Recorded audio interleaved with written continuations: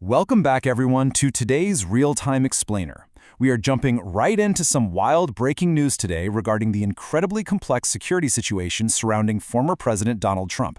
Specifically, we're looking at some, pretty cryptic orders he says he's left behind. We've got a massive web of threats to untangle here, from international state actors all the way to homegrown domestic plots, all culminating in some truly unprecedented directives. Let's just get right into it. So, to start us off, check out this striking revelation. Right now, diplomatic talks are supposedly continuing amid a pretty much disintegrated ceasefire. But in the middle of all this, President Trump recently spoke to the New York Post and revealed a literal standing order. He said, and I quote, he's left instructions that if Iran succeeds in an attempt to kill him, the U.S. should just literally bomb them at levels they have never seen before. That is a cryptic but incredibly direct warning, right? And it really sets the stage for the intense security apparatus we're going to be examining today. Part 1. Tracking the Iranian threat. So the crosshairs have actually been trained on Trump for a while now, really since January of 2020. That's when he ordered the U.S. strike on Iranian commander Qasem Soleimani. But look, this isn't just some threat from the past. Fast forward to May of 2024, and U.S. authorities actually intercepted a plot against his daughter, Ivanka Trump. This involved an Iraqi national trained by the IRGC who was caught surveilling her. And then, moving right up to mid-2024, the Wall Street Journal reported that Israeli intelligence shared brand new information with the U.S. about a fresh active Iranian assassination plot targeting the former president.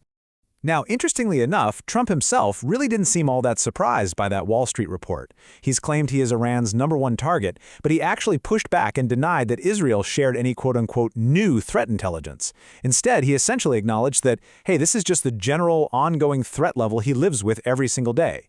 And honestly, the source material completely backs up that public sentiment over in Iran. I mean, during the recent funeral for the Ayatollah, banners hanging in the streets prominently read, "Kill Trump." The animosity is very, very real. Which brings us to Part 2, the Air Force One dilemma. So, when the former president recently traveled to Turkey, it sparked this massive security debate about his plane. You see, he had accepted this brand new jet as a gift from Qatar. But when it was time to leave Turkey, he actually flew back on the old Air Force One, an aircraft that's literally been flying since the George H.W. Bush administration back in the early 90s. So why make the switch? Well, the Secret Service reportedly advised him to swap planes because of a very specific, credible threat. And this really comes down to the vast difference in capabilities between these two aircraft. The old Air Force One, that thing was tailor-made, built from scratch with unbelievable robust security. We're talking built-in sensors, active defenses, electronic warfare systems, directed energy systems, and it is deeply hardened against both physical and electromagnetic threats. The new Qatari jet, on the other hand, relies on vulnerable bolt-on systems. Military experts are pretty clear on this. You just can't truly retrofit a standard plane to be as secure as one that was scratch-built from the ground up to protect a president. To put that retrofitting challenge into perspective for you, just consider this staggering number: $1 billion. It's estimated it could cost $1 billion just to retrofit that Qatari jet to even try and bring its communications and security procedures somewhat up to par. And even with all that money, experts argue it still wouldn't match the robust platform of the original Air Force One. All right, Part 3, uncovering a domestic plot. Because look, these threats we're talking about, they aren't just international. While the intelligence community was busy monitoring Iran and worrying about retrofitting jets, a completely shocking homegrown plot was intercepted right here in the U.S. at the exact same time. 8. That is the number of men formally indicted by the DOJ for a highly organized mass casualty plot. And again, they weren't operating overseas. This case is actually being prosecuted out of Columbus, Ohio. It just goes to show that homegrown domestic threats can be every bit as complex as international ones. Let's unpack the really alarming details of what this group was planning. They were allegedly targeting last month's UFC Freedom 250 event, which was held right on the south lawn of the White House on June 14th. Investigators revealed that the group's communications included aerial photos of the Capitol. They were actively discussing where to place snipers, and get this, they even planned to use drones rigged with explosives to target innocent civilians as they fled. Among those arrested was a 21-year-old from West Virginia named Chandler Skaggs, who was allegedly designated to be the actual sniper. It absolutely highlights how incredibly vulnerable, heavily populated public events in our capital can be. So how exactly do modern domestic terrorism networks like this form? And more importantly, how do they fall apart? Well, step 1, these guys who are from completely different states originally met and vetted each other on TikTok. Step 2, to avoid detection, they moved their conversations over to the encrypted messaging app Signal.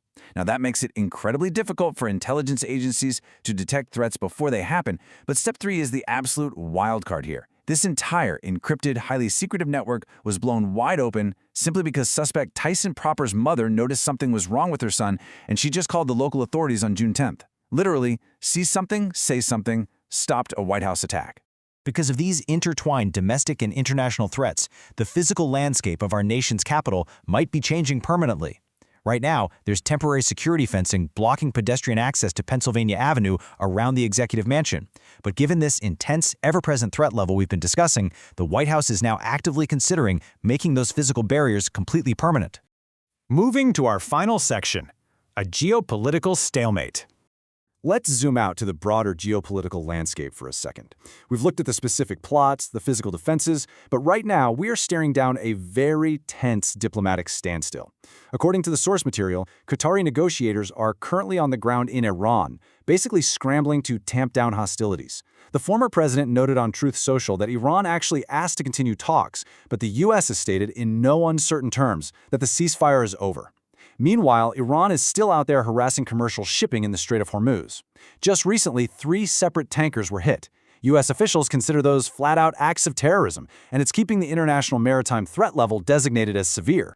Which brings us to the core geopolitical paradox of this entire explainer. I want to leave you with this pretty provocative question to chew on. How does a nation negotiate a diplomatic resolution with a country actively accused of plotting to assassinate its leaders? Is it even possible to strike a deal when one side is taking out targets and the other side is hanging "Killed Trump" banners in the streets? It is a delicate, incredibly high-stakes balancing act of intelligence, physical security, and international relations. That's all for today's explainer. Keep focusing on the facts, and we will see you next time.